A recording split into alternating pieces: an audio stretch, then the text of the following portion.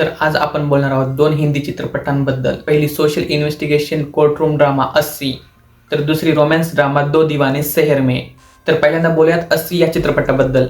अपराध वाले दिन देश भर में 80 रेप कंप्लेंट्स हुई थी, जिसमें से 76 का तो ट्रायल भी स्टार्ट नहीं हुआ है। 80 नाव जरी साधं वाटलं तरी सिनेमा अजिबात साधा नाही।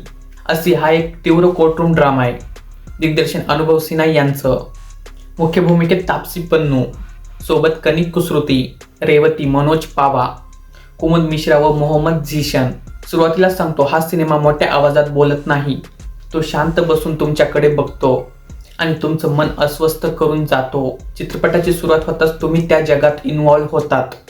कोणताही मोठा ड्रॅमॅटिक बॅकग्राऊंड स्कोर नाही, काही चित्रपटांसारखा आरडाओरडा नाही। उदाहरणार्थ मर्दानी 3 सारखी अग्रेसिव्ह ट्रीटमेंट इथे नाही। इथे शांतता आहे, पण त्या शांततेत प्रचंड मोठा आवाज जाणवतो। कथेत एक महिला वकील शक्तिशाली लोकांविरुद्ध केस लढते। कोर्टरूम सीन अत्यंत प्रचंड लिहिलेत। प्रत्येक संवाद विचार करायला भाग लावतो। पार्श्वसंगीत कमीत कमी, त्यामुळे प्रत्येक शब्द, प्रत्येक नजर प्रभावी ठरते। सर्वात धक्कादायक आणि प्रभावी गोष्ट म्हणजे दर 20 मिनिटांनी पडद्यावर येणारी लाल स्क्रीन, अनदर रेप हॅपन्ड अशी जाणीव करून देणारी। व तुम्हाला माहिती का, एका दिवसात जवळजवळ 80 रेप केसेस नोंदवले जातात आणि हे फक्त नोंदवले एकची संख्या। जे नोंदवले जात नाहीत ते तर अनगिनत असतात आणि जे नोंदवले जात नाहीत त्यांचं काय, हे प्रश्न थेट छातीत घाव घालतो। चित्रपटातील पीडित महिला एका शाळेवर शिक्षिका असते। जेव्हा तिच्या विद्यार्थ्यांना कळते की तिच्यासोबत काय झालंय, तेव्हा व्हॉट्सअप ग्रुपवर तिच्यावर मीम्स तयार होतात। ही गोष्ट काल्पनिक वाटत नाही, कारण वास्तवात अशा घटना घडताना दिसतात।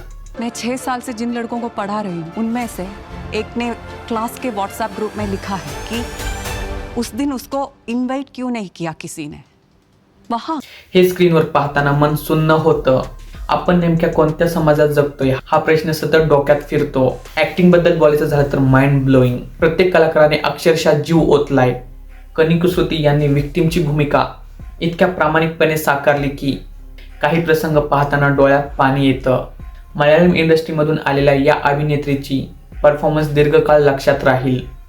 तापसी पन्नू रिअल लाईफमध्ये कशी जरी असली तरी तिने या मूवीमध्ये एकदम बेस्ट परफॉर्मन्स दिली।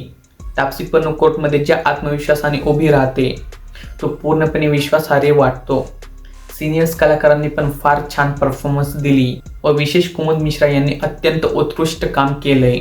दिग्दर्शनात अनुभव सिन्हा यांची स्पष्ट छाप जाणवते। चित्रपट पाहताना सहज जाणवतं की हा सिनेमा त्यांचाच आहे, पण काही क्षणी हा अनुभव राजकुमार राव यांच्या शाहीची तर काही ठिकाणी आपली मराठी फिल्म कोर्ट या फिल्मची आठवण करून देईल। 80 हा चित्रपट शांत, डॉक्युमेंटरी सारखा टोन पण खोलवर परिणाम करणारा डॉक्युमेंटरी वाईब जाणवते, पण याला पाहताना कंटाळा येत नाही। उलट जर हा सिनेमा जर कुणाला बोर वाटला तर कदाचित प्रश्न सिनेमाचा नसून आपल्या संवेदनशीलतेचा आहे। पहिले तर हा सिनेमा एंटरटेन करण्यासाठी नाही, तो तुम्हाला विचार करायला भाग लावतो। डायलॉग्स खूप परिणामकारक आहेत। मोठे भारी शब्द नाहीत, साधे शब्द पण अर्थ खोल। 80 हा चित्रपट फक्त कोर्टरूम ड्रामा नाही, एक आरसा आहे आपल्या समाजाचा, त्यांच्या विचारांचा व शांत, संयम व जबरदस्त इम्पॅक्ट देणारा। हा सिनेमा इतका इंटेन्स आहे की बाहेर पडताना टाळ्या वाजवायच्या वाटत नाहीत। काही क्षण फक्त शांत बसावंसं वाटतं। मनात अनेक प्रश्न घोळत राहतात आणि सगळ्यात महत्त्वाचं म्हणजे सिनेमा संपल्यानंतरही तुमच्या डोक्यात चालू राहतो। अभियुक्तों के डीएनए सैंपल से मैच नहीं कर रहा मैम। सर्वाइवर अभियुक्तों को पहचान भी नहीं पा रही, तो अब क्या करें मैम। अब अगला एक 8 साल की बच्ची का केस आया मेरे पास, उसके लिए कल आऊंगी आपके सामने। वो भी क्या ऐसे ही खत्म करेंगे? Objection. Irrelevant. I agree, it's irrelevant. I also agree ma'am. हा सिनेमा एक डीप हार्ड हिटिंग व स्लॅप आहे समाजावर। तर दुसरा चित्रपट आहे रॉमकॉम ड्रामा दो दीवाने शहर में। दो दीवाने शहर में नावातच हळुवारपणा आहे। गोंधळ, गर्दी आणि धावपळीच्या शहरात दोन मन शांतपणे एकमेकांना शोधतात, अशी ही प्रेमकथा। बात को आगे मत बढ़ाओ तुम।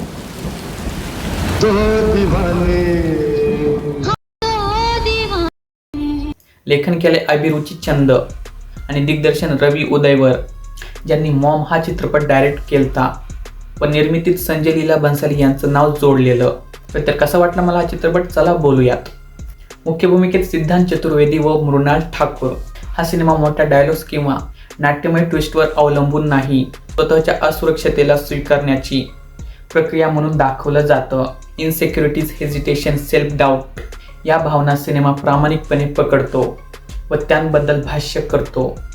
आजच्या ॲक्शन आणि हाय ड्रामाच्या काळात हा चित्रपट जाणीवपूर्वक स्लो राहतो. काहींना हा हळुवारपणा भावेल कारण तो असुरक्षितता दाखवतो.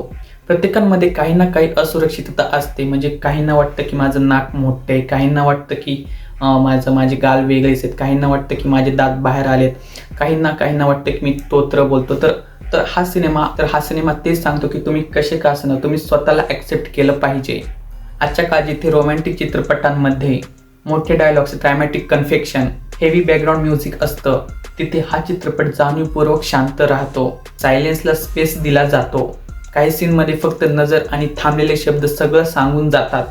सिनेमॅटोग्राफीबद्दल बोलायचं तर शहरांचं चित्रण खूप सुंदर केलंय. गर्दी असूनही ती लोनलीनेस जाणवते. कॅमेरा अनेकदा पात्रांना फ्रेमच्या कडेला ठेवतो, जणू ते स्वतःच्या आयुष्यातही थोडे बाहेर उभे आहेत. बॅकग्राऊंड स्कोअर सौम्य, ओव्हर ड्रॅमॅटिक नाही. काही रोमॅन्टिक मॉन्टॅजेस साधे पण ॲस्थेटिक.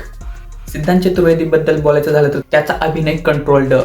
तो मोठ्या रिॲक्शनपेक्षा सबल रिॲक्शन देतो. काही ठिकाणी इंटेन्सिटी अजून वाढू शकली असती, पण तो कॅरेक्टर्सच्या अक्वर्डनेसला चांगलं पकडतो.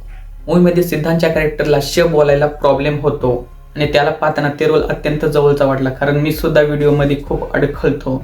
मृणाल ठाकूर भावनिक सीनमध्ये जास्त उठून दिसते. तिच्या डोळ्यातून इनसिक्युरिटी आणि वल्नरेबिलिटी दिसते. काही इमोशनल ब्रेकडाऊन प्रभावी दिसतात. दोघांची केमिस्ट्री नॅचरल वाटते, फोर्स्ड नाही. पण स्क्रीन प्लेमध्ये काही कॉन्फ्लिक्ट्स थोडे हलके वाटतात. त्यांच्या नात्यातील अडचणी कधी कधी फार गंभीर वाटत नाहीत. त्यामुळे क्लायमॅक्सपर्यंत इमोशनल ग्राफ पूर्ण उंची गाठत नाही. डायलॉग सिम्पल्स, भारी पंचलाईन्स नाहीत, पण रिलेटेबल लाईन्स आहेत. मात्र पेसिंग काही प्रेक्षकांसाठी स्लो वाटू शकते. काही सीन्स थोडे स्ट्रेच्ड वाटतात. हा सिनेमा हाय ड्रामा देत नाही, तो इंट्रोस्पेक्शन देतो. त्यांना fast paced, twist heavy love story हवी त्यांच्यासाठी हा चित्रपट नाही. पण ज्यांना slow burn, emotionally aware romance आवडतो त्यांना हा अनुभव आवडेल. काही क्षणी सिनेमा सुंदर कविता वाटतो, तर काही ठिकाणी थोडा अपूर्ण ड्राफ्ट. सोप्या भाषेत सांगायचं झालं तर हा सिनेमा शिकवतो की तुमच्यामध्ये काही जरी कमीपणा असला तरी तुम्ही एकमेकांना ॲक्सेप्ट केलं पाहिजे. त्याच्या अगोदर स्वतःला ॲक्सेप्ट केलं पाहिजे. ठीक आहे मित्रांनो, हे होतं माझं या 2 चित्रपटांबद्दल मत. तुम्ही या 2 चित्रपटांपैकी कोणता चित्रपट पाहिला हे नक्कीच सांगावेल. ठीक आहे मित्रांनो, तुमची व तुमच्या परिवाराची काळजी घ्या. Thank you, take care, bye.